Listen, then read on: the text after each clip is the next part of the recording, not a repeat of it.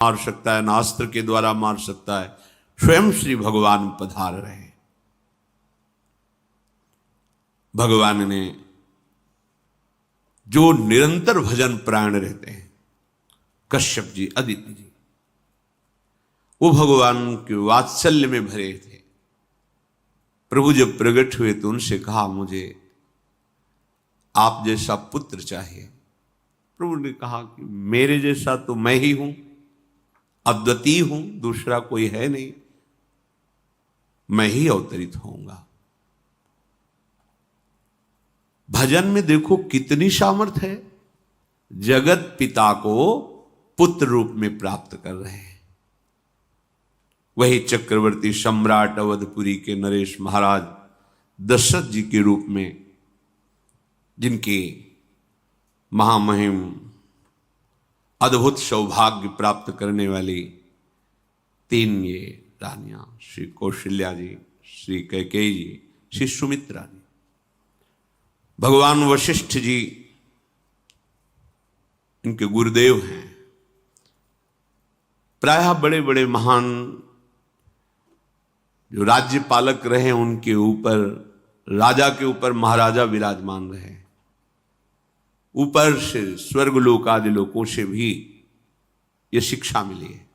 देवराजेंद्र तो भगवान बृहस्पति, दैत्यराज बलि तो भगवान शुक्राचार्य, जनक जी तो सदानंद जी महाराज, दशरथ जी तो वशिष्ठ जी महाराज। ऐसा था, क्योंकि जहां हमारा विवेक काम नहीं करता, वहां ये ब्रह्मबोध संपन्न महापुरुष तत्काल हमको संभालते हैं। महाराज दशरथ जी के हृदय में प्रबल लालसा हुई कि अब अवस्था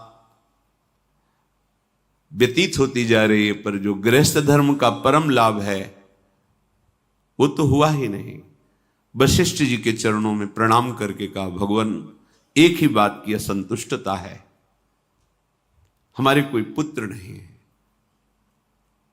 वशिष्ठ जी ध्यानस्थ हुए, ध्यान में देखा और उनका, तुम्हारा जैसा सौभाग्य अन्य का किसी का नहीं हो सकता।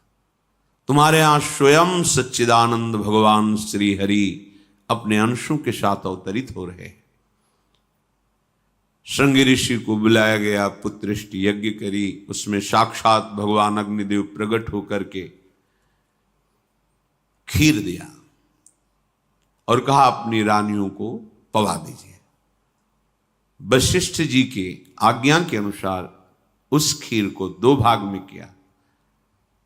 प्रथम भाग श्री कौशल्या जी को दिया, जो दूसरा भाग था उसके 2 भाग किए,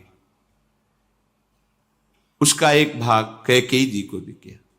अब जो 1 भाग बचा उसके 2 भाग किए और वशिष्ठ जी की आज्ञा के अनुसार एक माता कौशल्या जी को, एक कैकेयी जी को दिया।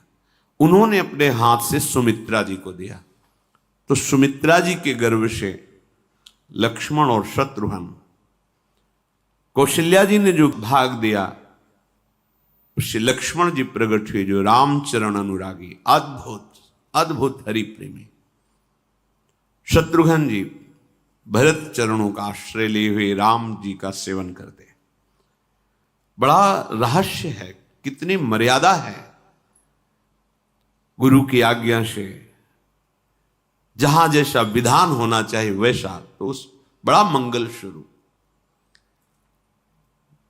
ये महामहिम जगत पावन करने वाली माताएं मानो अपने गर्भ में अखिल ब्रह्मांडों के स्वामी को धारण किए हुए हैं। जिनके गर्भ में अनंत ब्रह्मांड वास करते हैं, उन प्रभु को अपने गर्भ में धारण करने का अनुभव कर रहे हैं। महाराज दशरथ बहुत प्रसन्न है।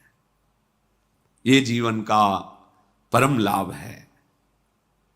प्रभु हमारे कोई भी हो, माता पिता भाई बंधु सखा पति प्रीतम पुत्र, कुछ भी, ये तो ऐसे करुणामय कोई भाव रख लो और गाढ़ भाव कर लो तो आपको अनुभव कराने लगेंगे। जिस भाव से आप देखोगे कैसा सुख महाराज दशरथ जी को हो रहा होगा, जिनको गुरुदेव से पता है कि स्वयं भगवान पधार रहे।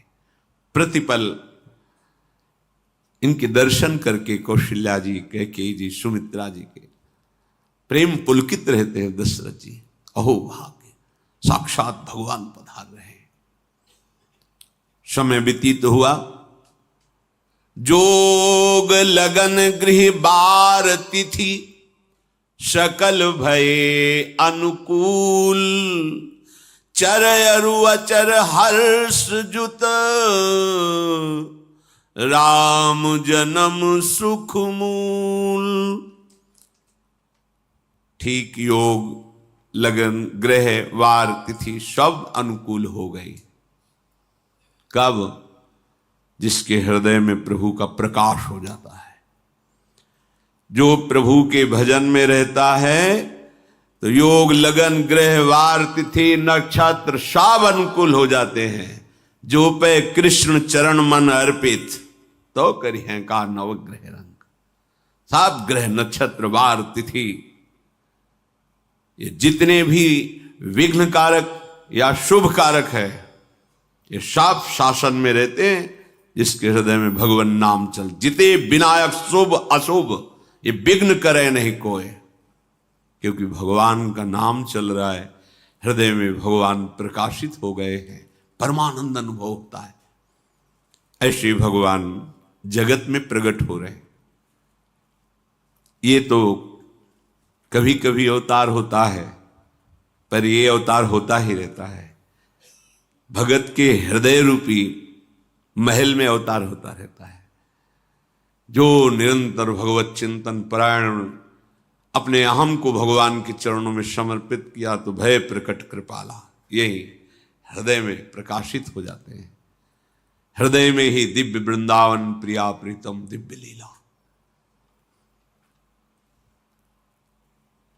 चैत्र का महीना, नवमी तिथि, शुक्ल पक्ष, अभिजीत मुहूर्त, ठीक दोपहर का समय 12 बजे, सब लोगों को परमानंद प्रदान करने वाले प्रभु पधारे। शीतल मंद सुगंधित वायु बह रही है, देवताओं की दुंदुभियां बज रही, पुष्पों की वर्षा